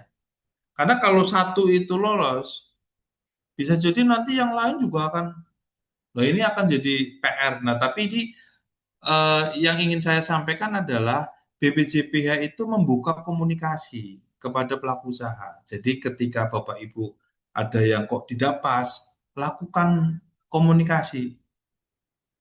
Nah, saya ambil contoh beberapa saat ini saya sedang membantu perusahaan yang bergerak di bidang memproduksi oksigen yang kita hirup ya. Nah, ini sekarang juga sedang diajukan, begitu ya. Nah, Ibu Fasya, kita coba tahan dulu ya. saya coba ingin praktek juga si halal ya, Bapak Ibu. Nah, Bapak Ibu, karena ini pelatihan reguler, saya nggak meragukan lagi terkait dengan panduan si halal. Nah, Bapak Ibu silakan buka ptsp.halal.co.id ya. Nah, nanti saya akan kirimkan panduan detailnya, nggak usah khawatir. Jadi nggak usah dicatat, nggak usah di screenshot juga nggak perlu, karena nanti insya Allah ada panduan detailnya. Jadi yang pertama, kalau Bapak Ibu pertama yang mulai adalah membuka ptsp.halal.co.id. Kalau belum punya akun, berarti nanti masuk ke membuat akun, yaitu daftar di sini ya, daftar di sini, klik gitu ya. Kemudian lengkapi, kemudian kalau mau membuat jangan salah pilih. Ini banyak sekali teman kita yang salah pilih, yaitu antara fasilitator sama pelaku usaha. Asal klik. Nah, yang kita ajukan adalah pelaku usaha. Ya, Bapak Ibu ya. Jangan sampai salah itu ya. Kemudian masukkan nama, email, masukkan nomor WA, kata sandi juga pilih yang mudah-mudah saja. Nah, kemudian sama seperti kayak kita bikin email juga, nanti ada nomor OTP ya, 6 digit masukkan, dan nanti akan masuk, kemudian kita menginput NIB, kemudian kita pilih kalau perusahaan dalam negeri, kalau luar negeri. Yang membedakan antara dalam negeri sama luar negeri, kalau yang dalam negeri menggunakan NIB, kalau yang dari luar negeri kan berarti business license. Business license setiap negara tentu berbeda-beda. Nggak ada masalah ya. Saya pikir untuk membuat akun nggak ada kendala. Kita akan mulai praktek aja ya. Ini saya punya contoh akun aja sih, Bapak Ibu, sekedar untuk kita jadi tahu ya beberapa menu yang ada di si halal. Dan saya yakin Bapak Ibu sudah biasa ya. Nah, saya mau bikin polling Bapak Ibu, saya mau izin. Di sini yang sudah punya akun si halal boleh isi polling ya. Jadi saya jadi tahu nanti kalau Bapak Ibu ada kendala ya. Apakah Ibu Bapak Kalau sudah buat tapi salah tipenya bagaimana, Pak Aldo? Kalau sudah buat terus salah apa, Pak? Tipe. Kalau sudah buat salah tipe harus mengajukan ke BPJPH, Pak. Kalau nggak bikin baru, repot ini. Ya, jadi agak sedikit repot ya. Ibu. Mohon izin bertanya, Bapak. Iya. Yang dari perguruan tinggi itu terus kemudian mengisinya itu sebagai fasilitator ataukah sebagai pelaku usaha? Oke. Kalau di dalam konteks kita penyelia halal kan kita kebutuhan si halalnya sebagai pelaku usaha, Bu Ibu. Baik. Ya, jadi kita bicaranya sedang pada posisi sebagai pelaku usaha. Ya. Nah, kalau fasilitator kan setahu saya adalah pihak yang memang memfasilitasi ya sertifikat halal. Nah, memang ini si halal itu kan harus punya NIB. Kalau nggak punya NIB juga nggak bisa juga ya. Nah, terus kemarin ada yang tanya, Pak Aldo katanya bisa daftar tanpa NIB. Bisa, tetapi sertifikat halal tidak akan bisa terbit kalau NIB-nya belum diinput. Sama aja kan, Bapak Ibu ya. Nah, kemudian saya mohon dibantu, saya coba ingin memetakan aja Bapak Ibu di kelas 2.13 ini sudah punya akun si halal apa belum? Kalau misalkan belum nanti boleh. Nah, silakan dipilih. Nah, akun si halal pertama ada pop up ya. Jadi biasanya Bapak Ibu juga kalau ada pop up itu jangan asal tutup-tutup aja. Di sini nanti ada beberapa pengumuman ya. Di sini contohnya misalkan kan ada perubahan itu ya. Template upload bahan sudah bisa diakses kembali. Nah, format PDF bla bla bla bla ini dibaca ya, jangan. Nah, kemudian sedikit mengenal beberapa fitur si halal, ada dashboard. Ada dashboard kan berarti secara umum tampilannya seperti ini. Kemudian ada pelaku usaha, ada tagihan, ada status permohonan, ada pengajuan reguler, ada self declare. Kalau di sesi ini kita tidak bicara self declare ya, Ibu Bapak, kita bicaranya adalah regulate. Kemudian di sini ada juga kalkulator simulasi, ada invoice juga. Nah, kalau untuk invoice itu kita untuk mengecek ada tagihan invoice-nya. Kemudian kalau status permohonan itu untuk kita memeriksa apakah pengajuan kita itu prosesnya sampai mana. Nah, di dalam proses pengajuan si halal itu ada 2 menu utama, Bapak Ibu. Yang pertama adalah pelaku usaha atau data pelaku usaha. Terus yang kedua nanti kita ada pengajuan. Jadi kalau data pelaku usaha, secara umum ini kan ini contoh ya. Jadi nanti data yang diinput adalah data yang dari OSS otomatis, kemudian data dari penanggung jawab, Bapak Ibu itu sudah bikin ya di LK1. Kemudian ada aspek legal, berarti ada NPWP, ada NIB. Kemudian lokasi pabrik, lokasi outlet. Cara nginputnya juga mudah. Kalau lokasinya ada di Indonesia, berarti dalam negeri. Kemudian status itu ada 3, milik sendiri, maklon atau lainnya. Kalau lainnya misalkan sewa, ya tulis saja sewa dan sebagainya. Kalau maklon, ya maklon. Kemudian menginput data penyelia halal, tinggal tambahkan. Nah, penyelia halal ini otomatis ya, kalau Bapak Ibu udah menginput dan ngikutin pelatihan, NIK-nya sudah terdaftar, nanti akan bisa diterima. Tapi kalau belum mengikuti pelatihan dan datanya nggak ada di BPJPH akan tertolak.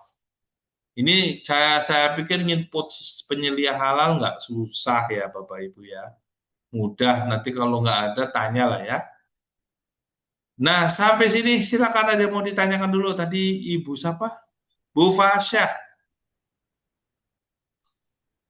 Ya Pak, izin bertanya Pak, Ya Ibu. perihal pengajuan di penginputan bahan ya Pak. Kan melanjuti pertanyaan yang sebelumnya perihal sertifikat halal bahan. Saat ini kan sudah mulai ada registrasi halal luar negeri ya Pak. Ya. Tapi kan masih berjalan dan belum efektif secara keseluruhan ya Pak regulasinya. Apakah untuk saat ini pengajuan untuk bahan masih bisa menggunakan sertifikat halal luar negeri Pak, atau sudah wajib BPJPH bila dari produsen luar negeri?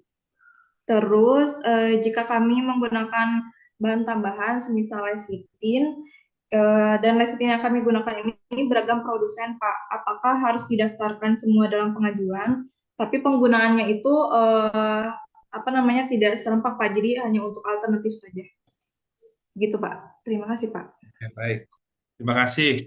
Jadi pertanyaan pertama, apakah boleh menginput bahan yang sertifikat halalnya bukan dari BPJPH ya, tapi dari LHLN. Maka yang perlu diperhatikan adalah Bapak Ibu nanti akan memeriksa dulu, websitenya BPJPH. Ini kelihatan nggak Bapak Ibu? Kelihatan nggak nih? Kelihatan, Nanti, Pak. maka yang dicek pertama adalah data LHLN. Kan di sertifikat halal luar negeri itu nanti ketahuan itu diterbitkan oleh lembaga mana. Ya, kalau ternyata lembaga itu ada dalam websitenya BPJPH, berarti dia sudah bekerja sama dengan BPJPH. Artinya apa? Bisa diterima, gitu ya. Nah ini, tapi dilihat dulu di websitenya ini ya, Ibu Fasa ya.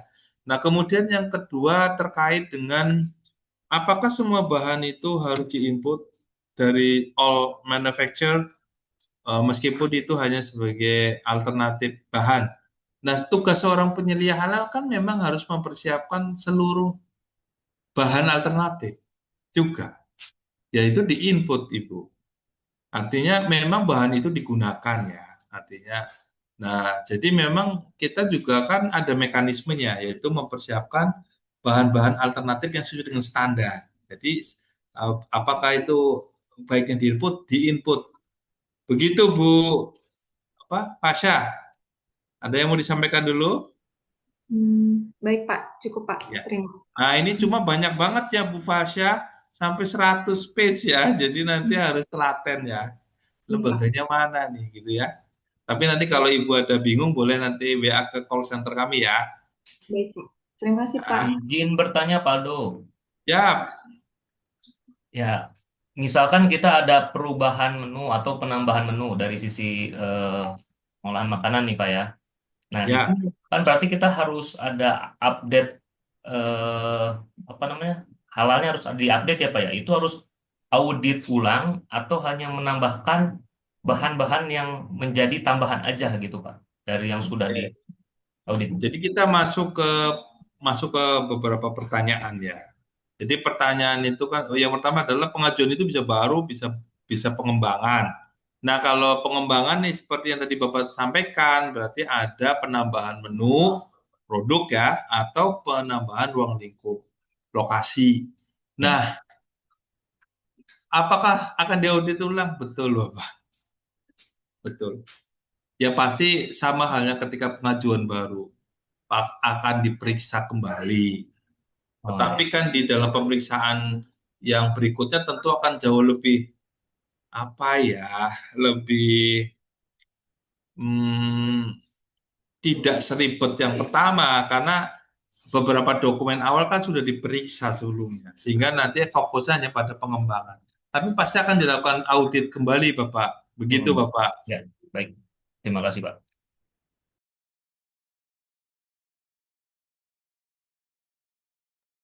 Ini kan misalkan pengajuan baru dan kita akan masuk.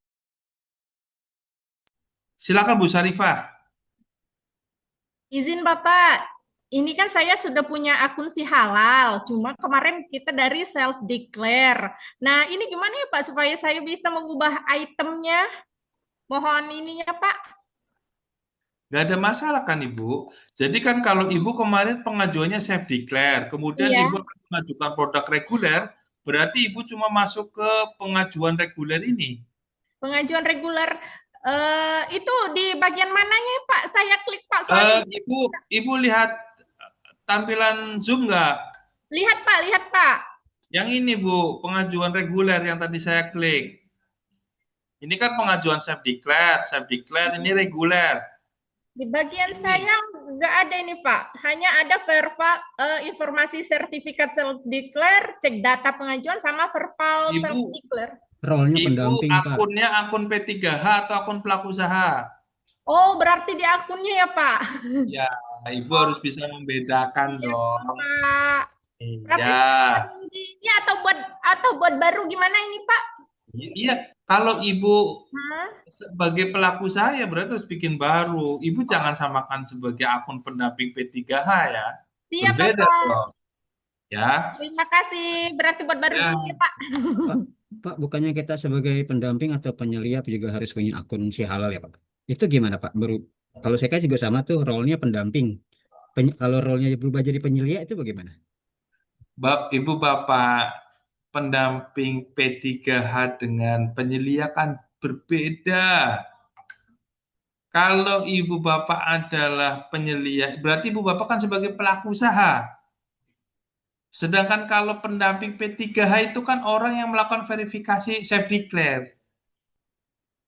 Ya, yang namanya pelaku usaha kan adalah orang yang akan mengajukan sertifikat halal atas produknya.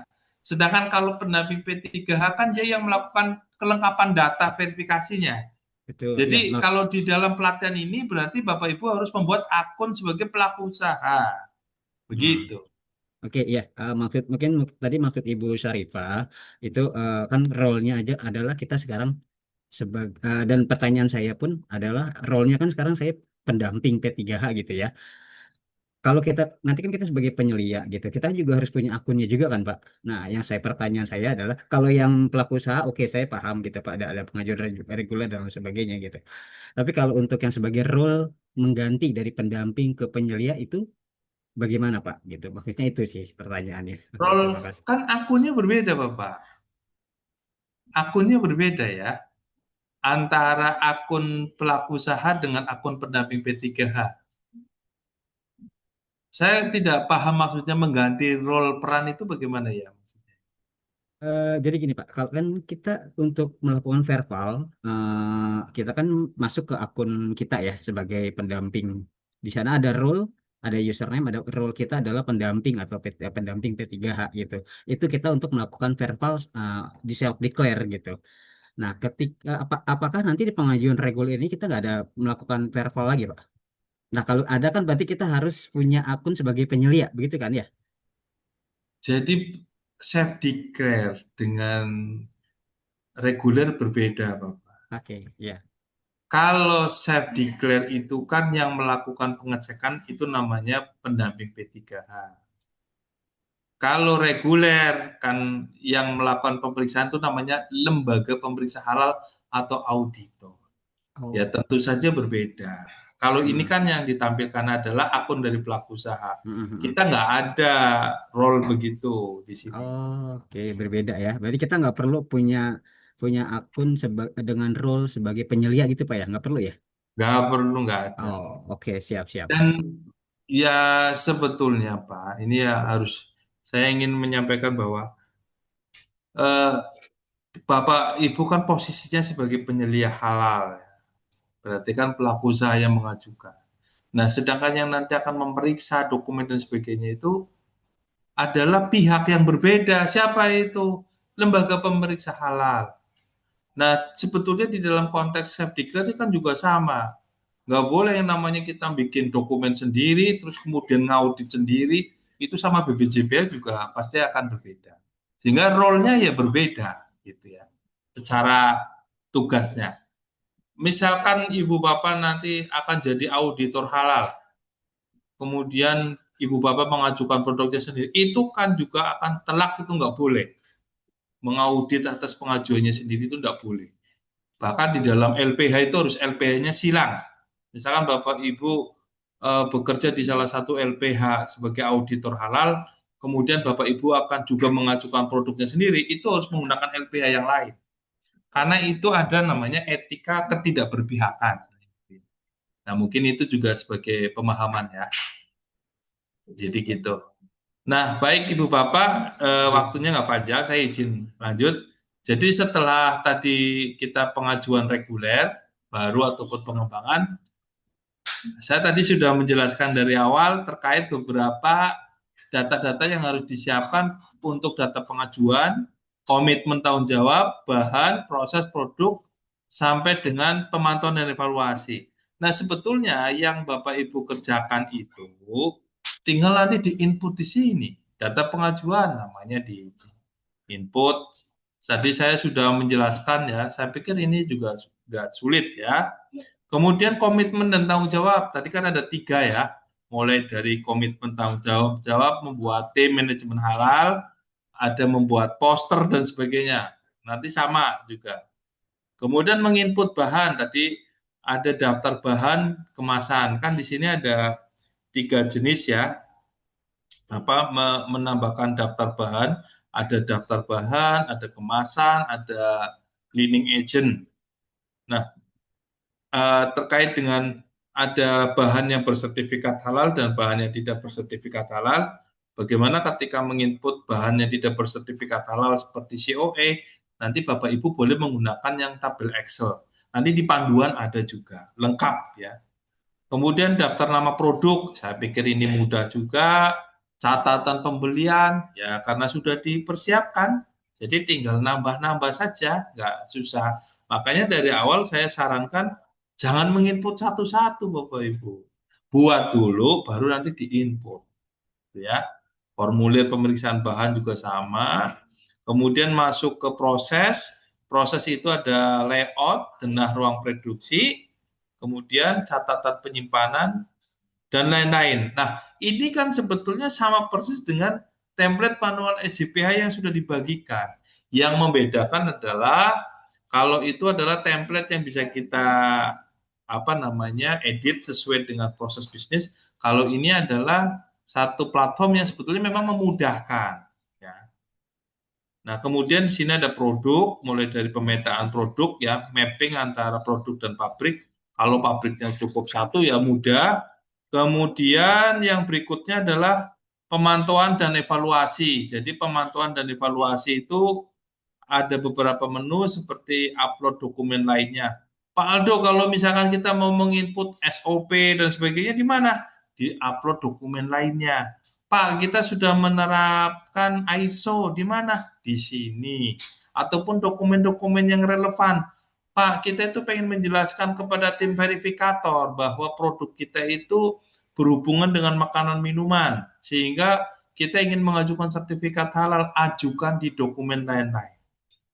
Sehingga nanti verifikator bisa membaca. Kalau tanda tangan dan sebagainya, itu bisa diupload di sini. Nah, untuk yang data pemeriksa audit internal, saat ini memang masih dalam pengembangan, sehingga ada tulisan begini Bapak Ibu. Form audit internal diisi di menu audit internal. Untuk saat ini boleh dilewati. Sebetulnya kalau di dalam acuan 5 kriteria boleh dilewati apa enggak, Bapak Ibu? Ada yang saya mau tanya itu?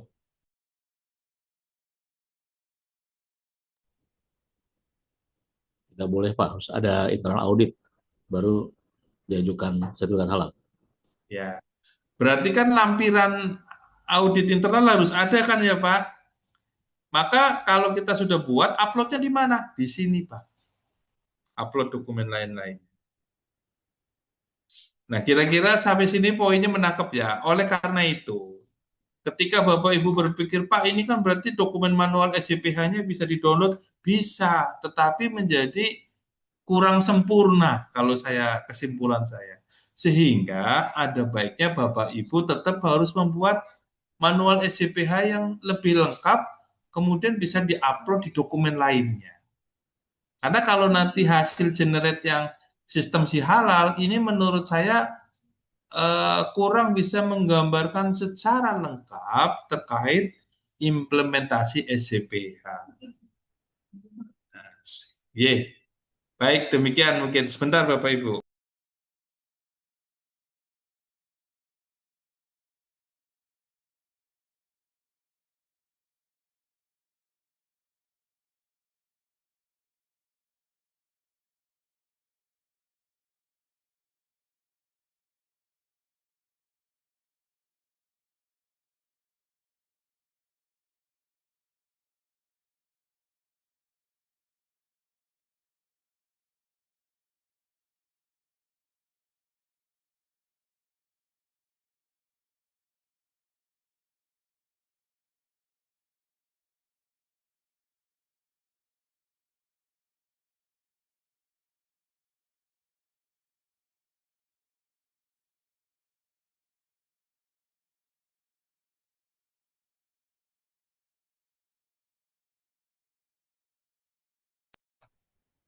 Baik, Ibu Bapak, mohon izin, tadi sedikit jeda.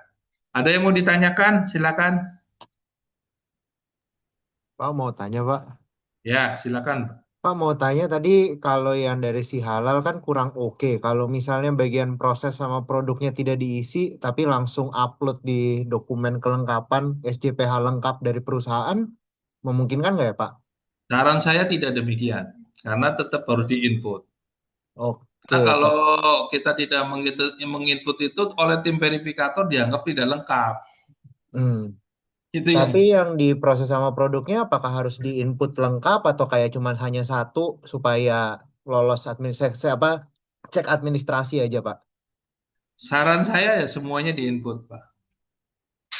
Jadi di-input 2 kali Pak, jatuhnya satu yang per masing-masing sama satu lagi kelengkapan keseluruhan di dokumen pelengkapnya. Ya sebetulnya bukan ada istilah menginput 2 kali Bapak Ibu. Kan kita sebetulnya memang tugas kita membuat SJPH lengkap. Kemudian sebagian data itu kita input isi halal. Ya. Tetapi jangan sampai Anda berpikir bahwa yang penting di si halal itu formalitas. Ini agak menyesatkan ya. Ini harus diinput lengkap. Karena itu data yang terikut di dalam sistemnya BPJPH.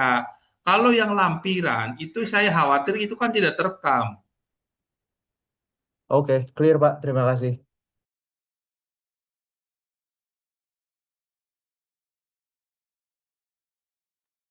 Jadi Bapak Ibu, ini pelatihan reguler. Saya harus sampaikan secara utuh ya. Jangan berpikir bahwa si halal itu hanya formalitas. Karena data itu akan terekam atas apa yang kita input. Bahwasanya dokumen yang dihasilkan dari si halal itu mungkin tidak sempurna, itu lain hal. Tetapi jangan Anda berpikir, yang penting formalitas ada, yang penting jangan demikian ya Bapak Ibu ya.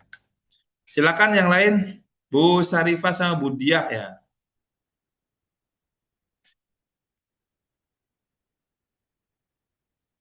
Halo, izin tanya Pak. Ya, Untuk audit audit internal itu, apakah harus diupdate setiap tahunnya, walaupun kita tidak ada pengembangan atau penambahan atau perubahan baru? Sesuai dengan aturan BPJPH, pelaku usaha harus melakukan audit internal minimal 1 kali dalam 1 tahun, Ibu.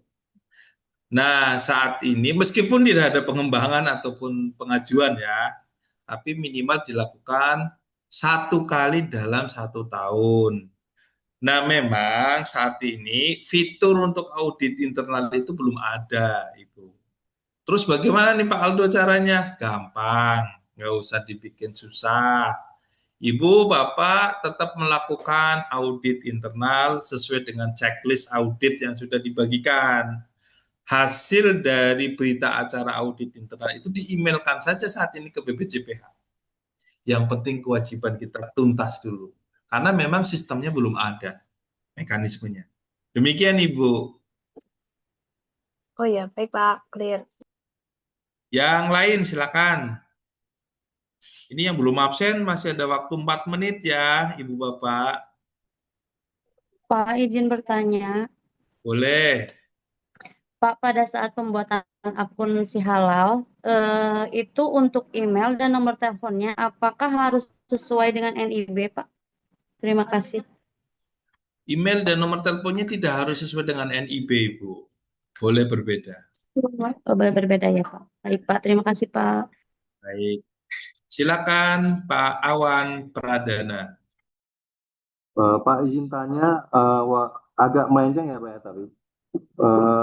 Saya kan udah ada SH nih Pak dari penerbitan 2022. Tapi kan di situ kan masih ada expired date. Untuk memperbarui SH itu supaya expirednya nggak ada itu apakah bisa lewat Halal Pak? Karena baru ada beberapa customer yang minta untuk diupdate kan. Terima kasih Pak. Mohon izin, Bapak produknya apa? Saya tepung tapioka Pak. Ada perubahan atas produk itu apa tidak selama ini? Tidak ada Pak. Oke, baik. Bapak bisa melakukan pengajuan pengkinian sertifikat Pak, jika tidak ada perubahan. Tetapi tentu saja pengkinian sertifikat itu ada beberapa persyaratan kondisi ya, artinya tidak harus diaudit ulang, tetapi di pengkinian ada beberapa persyaratan dokumen. Nanti bisa dipersiapkan apa saja keperluannya dan bisa diajukan sih Pak. Tapi nanti mekanismenya websitenya akan sedikit berbeda, bukan PTSP ya, tapi nanti linknya akan sedikit berbeda. Begitu Pak. Nanti mengingat waktu nanti mungkin Bapak boleh WA juga saya nggak apa-apa. Nanti saya akan coba kasih tunjuknya. Oke baik Pak. Terima kasih. Silakan Pak Jamaluddin. Ya. Nanti Bapak WA ini aja ya. Ceritakan kondisinya terus nanti didetailkan biar dibantu. Silakan ya. Pak Jamaluddin. Selamat sore Pak Aldo. Izin sore Pak. Ya, terkait sertifikasi halal ini apakah ada konsekuensi?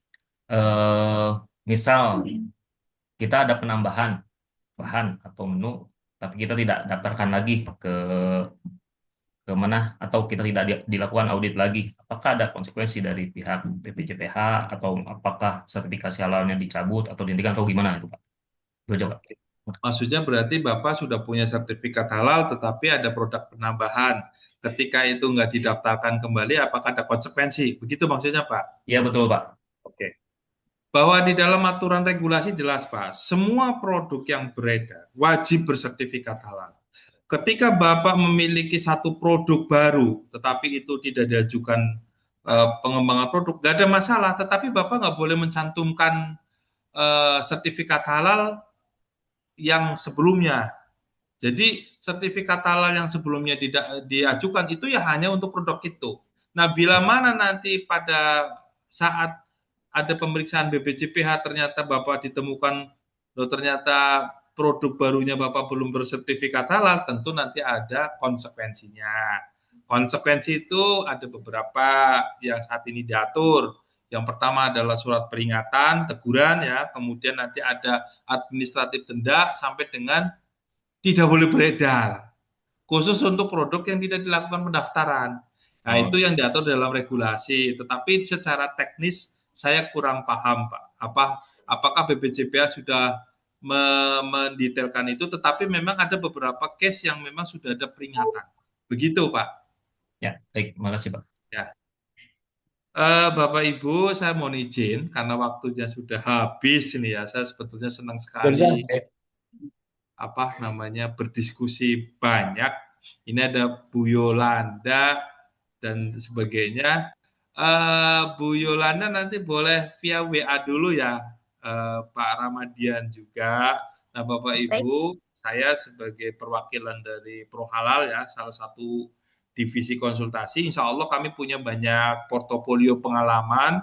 Bapak Ibu kalau misalkan nanti mau konsultasi ataupun membutuhkan pendampingan dan proses sebagainya, silakan nanti boleh WA, ataupun masih bingung nggak apa-apa, kita akan berbagi banyak informasi, nggak usah bingung. Mari kita